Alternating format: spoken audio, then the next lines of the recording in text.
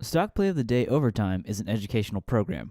Any statements made by Ally Invest employees are not intended to be or should be considered investment advice, a recommendation to buy, sell, or hold a security, or a recommendation to adopt an investment strategy. Hello and welcome to the Stock Play of the Day Overtime Edition. On Tuesday's Stock Play of the Day, we talked about Intel. Today we'll discuss, did we score or did we fumble?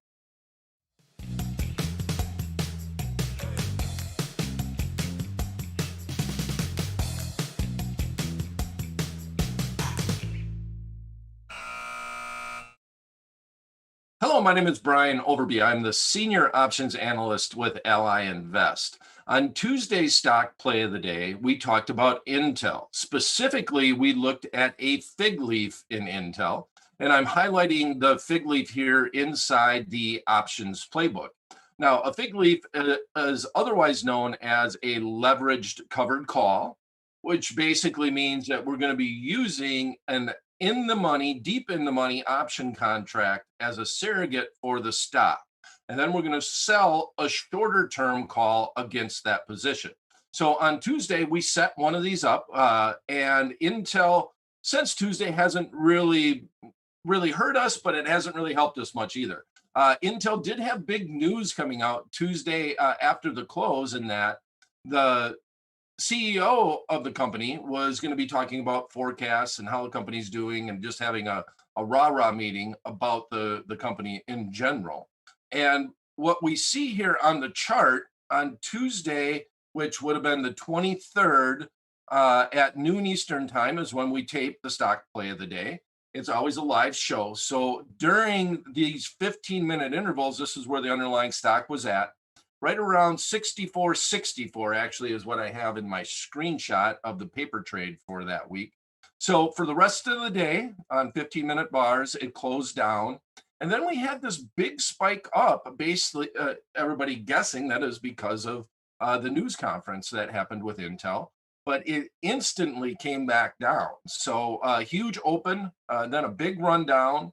And basically the marketplace has meandered back to basically where we started. We're a little bit below, approximately about 1 point at this point in time below where we put on the trade or talked about the paper trade last week.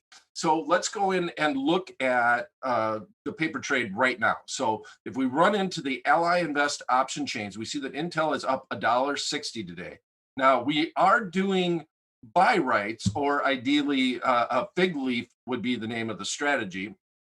And because we're doing that fig leaf, I want to be aware of this earnings date. We sold a call option that expired before that earnings. And I mentioned on the video on Tuesday that we really want to avoid earnings. We don't want to be in this position and have the risk of a gap opening and forcing us to do something with our short call option. So if I scroll down, we see right now 63.64, exactly 1 point below. Exactly, that's interesting. From where we placed the paper trade last this Tuesday. And if I hit trade right here, it's going to put it over in the right rail. And this was the paper trade from last week.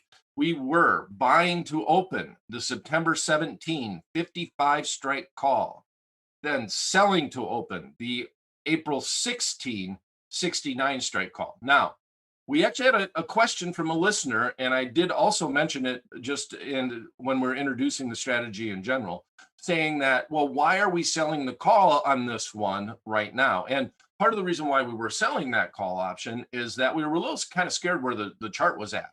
The chart was right at a resistance/support line, depending on what bar you were looking at in general, that was trying to break out to the upside, but it had broken out, and now it was kind of providing some resistance to the downside.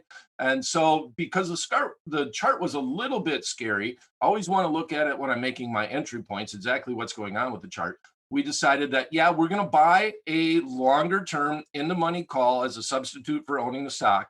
But on the same day or the same trade, we're going to be selling a call option against it. And that call option is going to give us a little bit of protection.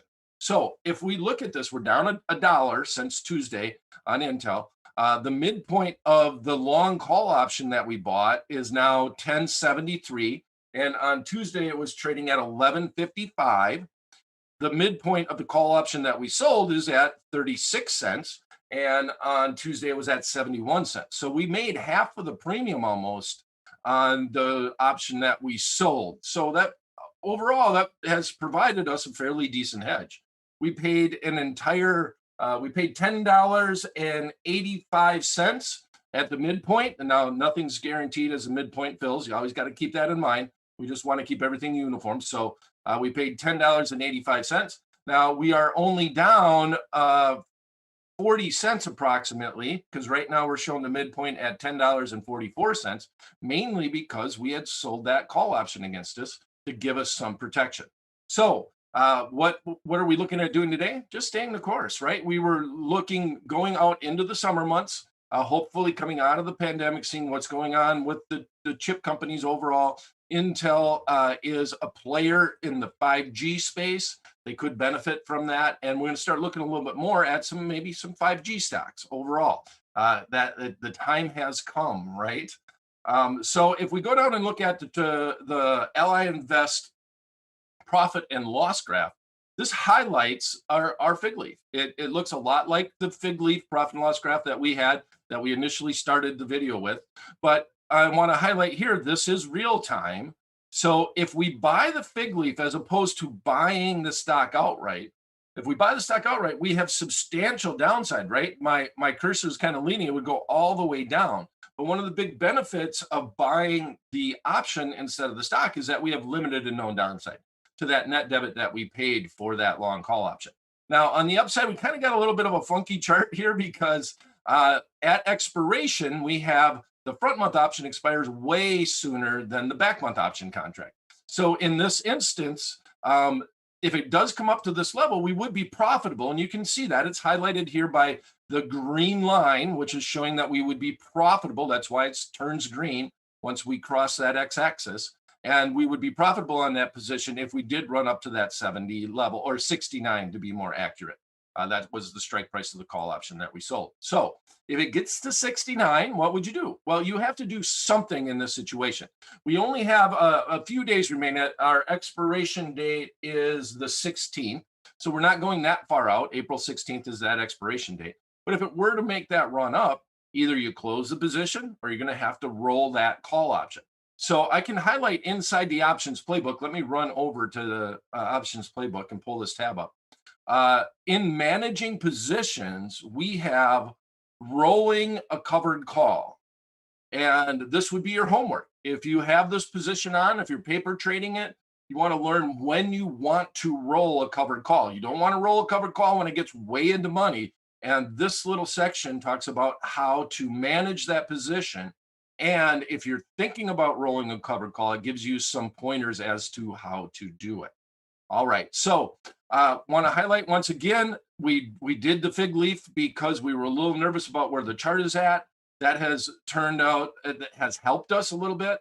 You wanted to get out of the trade, you could at this point in time, but we were looking more at a longer term forecast overall. If that front month expires on the 16th and it does not, we don't have to roll it, we don't have to do anything with it. I want to make sure that I would not sell another call option, because I do not want to be in a covered call position where I have limited upside, like we see on the profit and loss graph, which I'm highlighting right now, where we have limited upside, but we still have substantial downside going into an earnings announcement. I would wait until that earnings announcement happened and then look at rolling, or maybe look at selling another covered call against that position.